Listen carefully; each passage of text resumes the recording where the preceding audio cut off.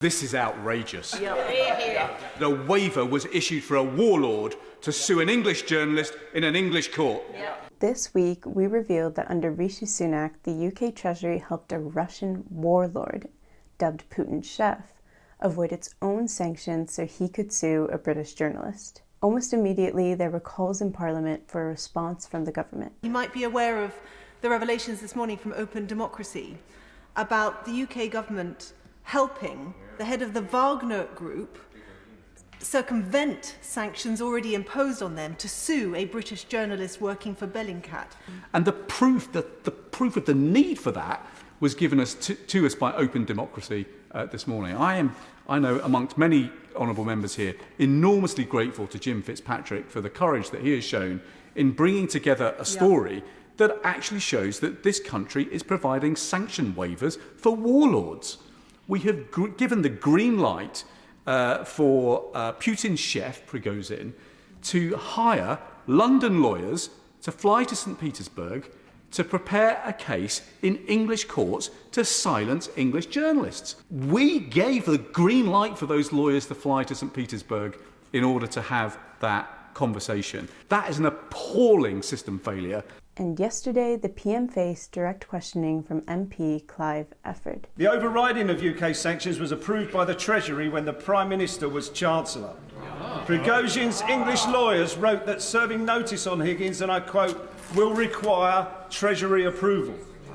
So what values did the Prime Minister apply when he allowed a Putin warlord to use our courts to try to silence a British journalist and undermine UK sanctions? Well, Mr. Speaker, I'm proud of our record in leading, actually, when it comes to sanctioning those people connected with the Putin regime. I think at last count we've sanctioned over 1,000 people and frozen tens of billions of pounds of assets. I am aware of the case he's raised. We are looking at it. But there is, as he knows, OFSI, who deal with the licensing situations in these matters. But I'm happy to get back to him on the specific case that he raised. Following that lackluster response, urgent questions were raised by MPs from both sides of the House. If the now Prime Minister's Treasury had any hand in alleviating pressure on Prigozhin, I'm sure every member across this House would agree that this would be absolutely unconscionable. So I asked the Minister, and I asked him to answer these questions for the whole House.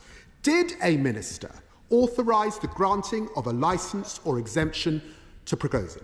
And when will the government introduce restrictions on the provision of legal services to Russia, as the European Union already has? It's clear that there are still serious and systemic links between the UK government and Russian political elites. These revelations present a serious and immoral disregard for human rights obligations and due process at the heart of his government, and all on the current Prime Minister's watch, as he was Chancellor at the time. Even the Treasury's press release today indicates a level of misunderstanding by the officials, claiming a fundamental or absolute right to legal representation. Of course, you have right to representation if you are defending yourself in court. There is no fundamental right to use legal representation to destroy somebody else or shut down free speech. Good point.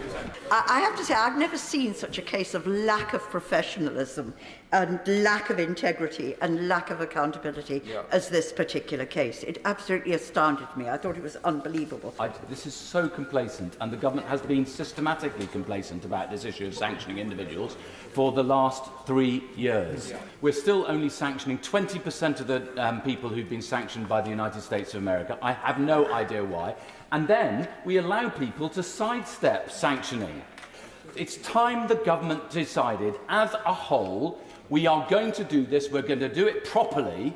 And frankly, I think we should listen much more to our backbenchers, because the whole of the House is united around this and the government is too complacent. Is the Minister saying that it is acceptable for someone to make money from these evil activities be sanctioned and then get a licence from the British government to evade those sanctions in order to defend themselves legally. What message does this send to Ukraine and our allies that our own Treasury is helping one of Putin's notorious warmongers evade sanctions? I'd be very grateful if the Minister could outline to us what is it about billionaire Russians like Yevgeny Prigozhin and others that make this government feel that they're so needy of special licences to be able to dodge sanctions. So Oliver Bullock has asked, what chance have British journalists got when even our own government is prepared to roll the pitch for oligarchs to sue us?